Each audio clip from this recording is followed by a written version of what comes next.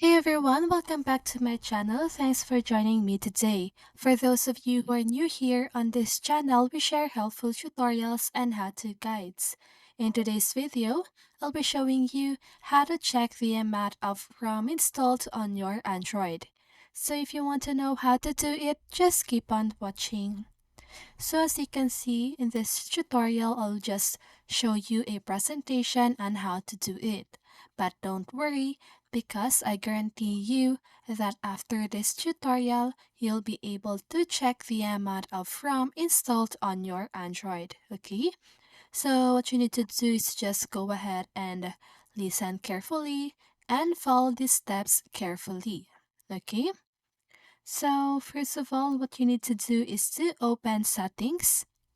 So open the settings app on your Android device. You can usually find the settings app in your app drawer or by swiping down the notification shade and tapping the gear shaped icon. So it looks like this. Okay. So next is you need to navigate to About Phone or System. The exact path may vary slightly depending on your Android device's manufacturer and version of the operating system. Look for either About Phone or System in the Settings menu. Then now, find Memory or Memory and Storage. In the About Phone or System section, you should find an option related to Memory or Memory and Storage. Tap on it to access for more information. Now view RAM information. So finally, once you follow the previous step, you can now view your RAM information.